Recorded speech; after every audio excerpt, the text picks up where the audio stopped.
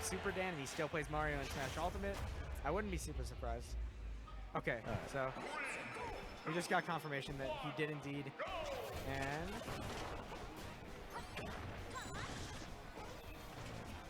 Zelda versus Mario here. What are you expecting out of each player? I feel like I've seen a lot more Mario play than Zelda play, which that is to say I haven't seen a whole lot of either character. I don't think either character has really been considered top tier, but I feel like Zelda's legitimately very underrated in this game. I've seen some Zelda players do some work before, and she's got some combos. Mario is kind of very similar, I'd say, to his Smash 4 counterpart, so it doesn't surprise me that Super Dan, as someone who played Mario in Smash 4, is pretty conducive to picking up Mario in this game as well.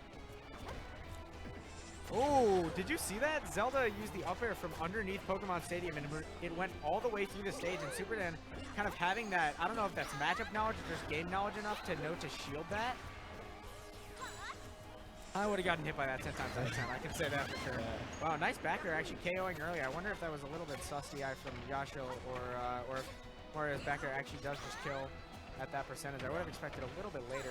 Yeah. Landing a nice back air in the up air. Ooh, I feel like Mario very much so doesn't really have ground combos, so his goal is constantly to get his opponent into the air and start landing those air-to-airs with the up air into up air, or even down air can kill off the top in this game as opposed to Smash 4. Especially out of a string, yeah. And it seems like Super Dan is really good at catching the landings of Yashill here. Every time that Yashill lands with a shield, Super Dan is running up to it and grabbing it, and if he's not, then Super Dan is just throwing out some sort of aerial or option that catches his landing anyways. Yashill seems to be struggling to keep him out of his space.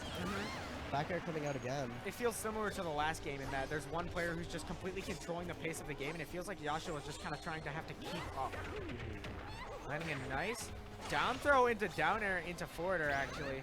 Just bringing him up and down, kind of pillar-esque combos. Oh, and Super Dan actually taking an early rough KO. Because Mario's recovery isn't the best in the game, he actually got knocked off at about 80% and ended up taking an early fall. Ooh, landing some nice grounded combos though from Yashill, bringing this percent pretty even, and with that forward smash, it's gonna bring it all the way within 3% of each other. One good KO move could kind of turn the tides. Ooh, I think if he would have gone straight up on that up B, he might have hit Super Dan with the double hit combo, but maybe not ready to react. Maybe didn't feel like the up B was gonna hit the first hit. Maybe he thought it wouldn't kill it and try and stall it. Ooh, good job not going to ledge and going slightly above, because if he had re-grabbed the ledge right there, Super Dan was ready with the forward smash.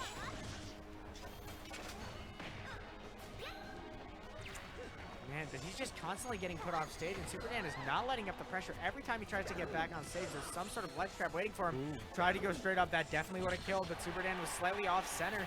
And now Super Dan is the one who's off stage with Mario's not great recovery. Yashill trying to shut off all of his options, but that Mario back throw is probably going to do it. Yeah, you saw Yashill shaking his head right before, kind of clutching his heart. Definitely a close game one. And game one can be so pivotal in these sets. Damage numbers were looking pretty close. I think both of them were around 310, so about as close as it gets. Let's see where they go. Going over to Smashville, I can definitely see how that would benefit Yashill more. Both players sticking to their picks. I can't see a switch from either player here. Definitely two very committed players.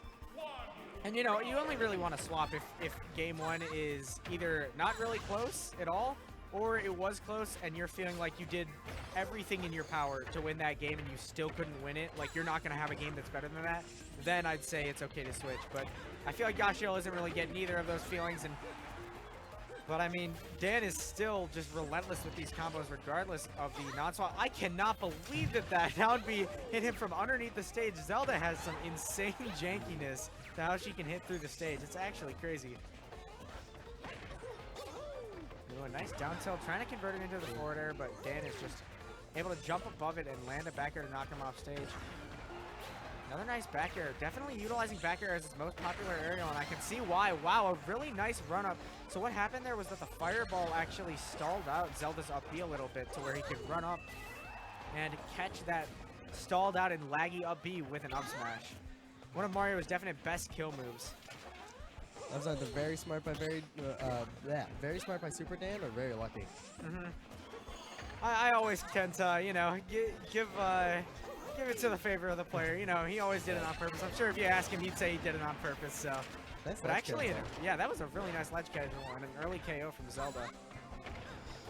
I feel like it's a little unfortunate that Mario isn't really going to get to use his down B in this matchup because Zelda kind of blinks to wherever she's going as opposed to a more linear recovery like Fox's where you can hit them out of it with the flood. Ooh, that dash attack kind of picked him out of the ledge. Speaking of flood. And like I said before, it just feels like Yashill is never able really to find his footing. He's always having to up B back onto the stage. Ooh, and Super Dan catches the F smash. Smart. I was thinking he was going to go for up smash, but saw that Yashill was trying to go on the other side of him to mix him up and just went with the F smash in that direction. Missed up B out of shield. Might put him in some danger as now he's without a jump.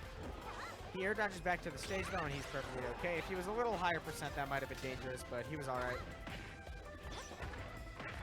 Just landing more. Gosh, these aerial strings are just building up so much damage from Dan, already putting Yashill into 57%. And every time that Yashill tries to land with a shield, Super Dan is just there guessing correctly with the grab. Ooh, Starting to even wonder if he's guessing at all. That flood pushed him back because he's using Phantom Knight. I mean, that is a situation in which he can use the flood. Maybe not on the up B, but if he tries to do anything trickery off stage, then he's going to find himself getting flooded. Guess the down throw went for the spike there, but isn't able to land it. And now Super Dan just looking for any sort of good KO options. He could honestly just start probably throwing out raw smash attacks at this point, and if any of them land, then he's got himself a ticket to the winners round 5 of this bracket. If this is a winners round 4 match, and that back throw is going to do it. Ending it in the same fashion as the last game. 2 quick back throws, and Yashill is knocked into the losers bracket, and Super Dan moves on in the tournament with a convincing performance.